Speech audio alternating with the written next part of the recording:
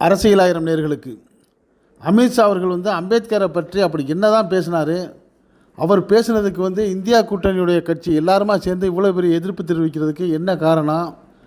அந்த அளவுக்கு அம்பேத்கரை எந்த வகையில் அமித்ஷா தாக்கி பேசினார்? ரெண்டு கட்சிகளும் மாறி மாறி ஒருத்தர் குற்றம் சாட்டிக்கிட்டு இருக்கிற நிலையில் இன்றைக்கி போர்க்களம் போல் ஆன அந்த பாராளுமன்றத்துடைய நிலை என்ன ஆச்சு? ஒருத்தர் தாக்கி கொள்கிற அளவுக்கு பிரச்சனை பெரிய விஷயமான ஆனதற்கு என்ன காரணம் அப்படிங்கிற விவரங்களை மிக தெளிவாக சில நிமிடங்கள் நீங்கள் இதை கடைசி வரைக்கும் பார்த்து தெரிந்து கொள்ளுங்கள். தெரிஞ்சு கொள்வது மட்டும் இல்லாமல் அந்த செய்தியை உங்கள் நண்பர்களுக்கும் உறவுகளுக்கும் ஷேர் பண்ணுங்கள். இது பற்றிய உங்களுடைய கருத்துக்களையும் நீங்கள் இந்த அரசியலாயிரம் கமெண்ட் செக்ஷனில் கமெண்ட்ஸ் பண்ணுங்கள். இப்போ நம்ம வீடியோக்குள்ளே போவோம். ராகுல் காந்தி என்னை தள்ளி விட்டுட்டார், என் மீது விழுந்ததில் மண்டை உடஞ்சிருச்சு என்று பாஜக எம்பி பிரதாப் சந்திர சாரங்கி அவர் கூறுறாரு. அவருக்கு தலையில் காயமடைஞ்சதாகவும் அதற்கு பஞ்சையெல்லாம் வச்சு பாஜக எம்பி ஒருத்தரே கேட்குறாரு, உங்களை யார் தள்ளி விட்டதுங்கிறாரு.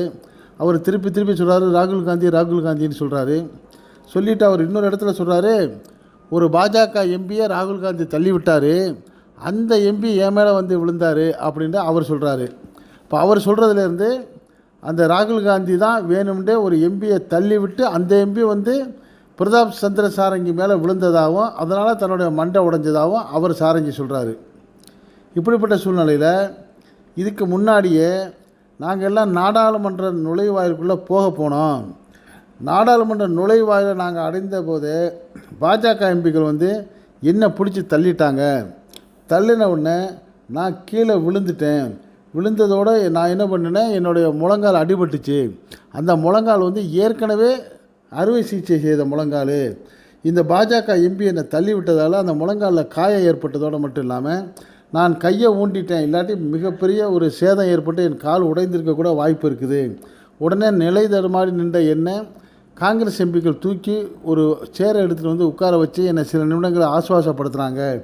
அதுக்கு பிறகு தான் நான் நொண்டிக்கிட்டே அந்த நாடாளுமன்ற நுழைவுக்குள்ளே போனேன் அப்படின்ட்டு அந்த காங்கிரஸுடைய தலைவர் மல்லிகார்ஜுன கார்கே சொல்கிறாரு.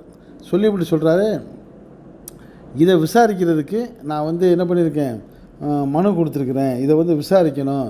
அந்த மக்களவை தலைவர் ஓம் பிர்லா இதை விசாரித்து நடவடிக்கை எடுக்கணும் அப்படின்ட்டு நான் மனு கொடுத்துருக்கேன்னு சொல்லி மல்லிகார்ஜுன கார்கே சொல்கிறாரு.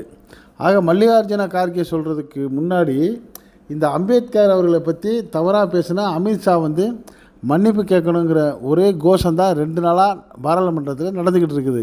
அப்படிப்பட்ட நிலையில் மன்னிப்பு கேட்க மறுத்த அமித்ஷாவுடைய பாஜகவினர் தான் அவர்களை எதிர் கோஷம் போட்டு ஒரு பிரச்சனையை உருவாக்கியிருக்காங்கன்னு சொல்லி காங்கிரஸ் தரப்பில் சொல்லப்படுது. இப்படிப்பட்ட நிலையில் என்ன முதல்ல தள்ளி விட்டாங்க, நான் விழுந்துட்டேன் அப்படின்னு சொன்ன இந்த மல்லிகார்ஜுன கார்கேவுடைய பேச்சு ஒரு பக்கம் இருக்க, இந்த அமித்ஷா அவர்கள் மன்னிப்பு கேட்கணும்னு கோஷம் போட்ட காங்கிரஸ் இந்தியா கூட்டணி எம்பிக்களை எதிர்த்து பாஜகவுடைய அணியினரும் நீங்கள் மன்னிப்பு கேட்கணும்னு சொல்லி எதிர்கோஷம் போட்டதில் தான் 2 பேருக்கும் தள்ளுமுள்ளு ஆகிருக்கு. அந்த தள்ளுமுள்ளில் தான் ஒருத்தர் மேலே ஒருத்தர் விழுந்து இந்த எம்பி பாஜகவுடைய எம்பி பிரதாப் சந்திர சிங் சாரங்கிக்கு மண்டையில் காயம் ஏற்பட்டிருக்கு அப்படின்னு சொல்கிறாங்க.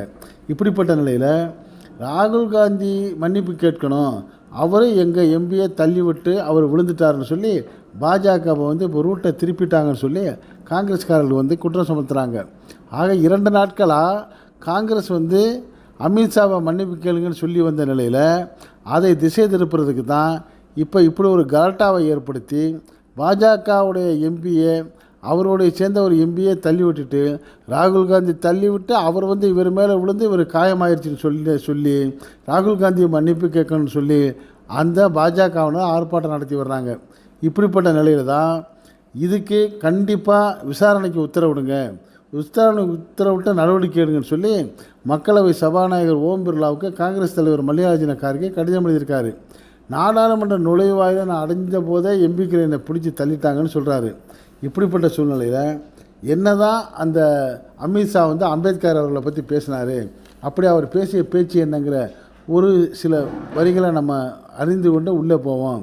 மத்திய அமைச்சர் அமித்ஷா அவர்கள் அம்பேத்கர் பெயரை உச்சரிப்பது தற்போது ஃபேஷன் ஆகிவிட்டது என்றார். அம்பேத்கர்னு சொல்லி இந்த அம்பேத்கரை இந்த அளவுக்கு பேசுகிறதுக்கு பதிலாக கடவுளின் பெயரை பயன்படுத்தி இருந்தால் 7 பிறவிகளுக்கும் நாம் வந்து சொர்க்கத்துக்கு அடைஞ்சிருக்கலாம் அப்படின்னு அமித்ஷா சொல்லியிருக்காரு. அவர் சொல்கிறதுலேருந்து அம்பேத்கர் பேரை உச்சரிக்கிறது வேஸ்ட்டு, அது தேவையில்லாதது, அதுக்கு பதிலாக அதாவது கடவுளின் பெயரை சொல்லியிருந்தா 7 பிறவிக்கும் சொர்க்கத்துக்கு போகலாம் அப்படின்ட்டு அமித்ஷா சொன்னதும் இன்னும் சில வாசகங்களை பயன்படுத்துகிறதும் அம்பேத்கர் அவர்களை வந்து இழிவுபடுத்திய பேச்சு. அதை நீங்கள் மன்னிப்பு கேட்கணும்னு சொல்லி தான் 2 நாட்களாக இந்தியா கூட்டணியுடைய காங்கிரஸும் அதோடைய தோழமை கட்சிகளும் ஆர்ப்பாட்டம் செய்து வந்த நிலையில் இதை திசை திருப்புறதுக்கு இப்படி ஒரு மிகப்பெரிய கலட்டாவை ஏற்படுத்தியிருக்காங்கன்னு சொல்லி காங்கிரஸ் தரப்பு சொல்கிறாங்க. இந்த நிலையில் மராட்டிய மாநில புனே நகரில் அம்பேத்கருடைய பேரன் பிரகாஷ் அம்பேத்கரை வந்து செய்தியாளர்கள் சந்தித்து இது பற்றி நீங்கள் என்ன கருத்து சொல்கிறீங்கன்னு கேட்குறப்ப அவர் என்ன சொல்கிறாருன்னா, பாஜக உருவாகிறதுக்கு முன்னாடியே அதனுடைய முன்னோடியாக இருக்கிற ஜனசங்கமும் ஆர்எஸ்எஸும் அரசியல் சாசனம் ஏற்கப்படும் போது அம்பேத்கரை எதிர்த்தாங்க. அந்த வகையில் அமித்ஷாவின் தற்போதைய பேச்சு பாஜகவின் அதே பழைய மனநிலையத்தான் முன்னுக்கு கொண்டு வந்திருக்குது. அதே மனநிலையில் இருக்கிற பாஜகவும் ஆர்எஸ்எஸும் அம்பேத்கரை வந்து இழிவுபடுத்தி பேசுகிறது ஒன்றும் பெரிய ஆச்சரியம் இல்லை, அதில் புதிதாக எதுவும் இல்லை. பாஜகவில் பழைய திட்டங்களை இப்போ செயல்படுத்த முடியலைங்கிற கோபம் பாஜகவுக்கு இருக்குது.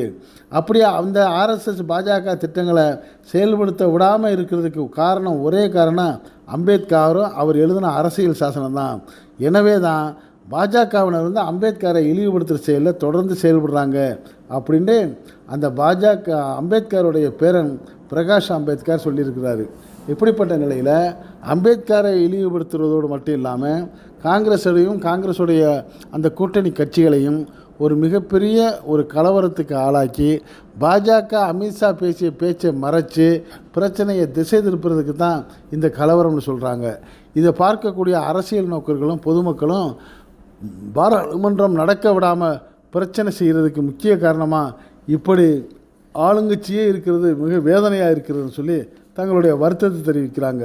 இப்படி போகும் சூழ்நிலையில் இதை பார்க்கக்கூடிய மற்ற நாட்டினரும் மற்ற கட்சிக்காரங்களும் நம்ம எந்த அளவுக்கு மதிப்பார்கள் என்ற கவலையும் வேதனையும் அரசியல் நோக்கர்களுக்கு இருக்குது. இது பற்றிய உங்களுடைய கருத்துக்களை நீங்கள் இந்த அரசியல் ஆயிரம் கமெண்ட் பாக்ஸில் கமெண்ட்ஸ் பண்ணுங்கள். இந்த செய்தி பிடித்திருந்தால் இதுக்கு ஒரு லைக் கொடுங்க. இதே போன்ற அரசியல் செய்திகள் எந்த பக்கமும் சார்பு இல்லாமல் நடுநிலையாக உடனுக்குடன் உங்களுக்கு வந்து சேர இதுவரை நம்ம அரசியல் ஆயிரம் சேனலுக்கு சப்ஸ்கிரைப் பண்ணாதவங்க சப்ஸ்கிரைப் பண்ணுங்கள். மறக்காமல் பக்கத்தில் இருக்க பெல் ஐக்கானை கிளிக் பண்ணுங்கள். அப்போ தான் நம்ம போடக்கூடிய ஒவ்வொரு செய்தியும் உங்களுக்கு நோட்டிஃபிகேஷன் காட்டும். நீங்கள் விரும்பிய செய்தியை பார்க்கலாம். என்றும் இணைந்திருப்போம். நன்றி, வாழ்த்துக்கள்.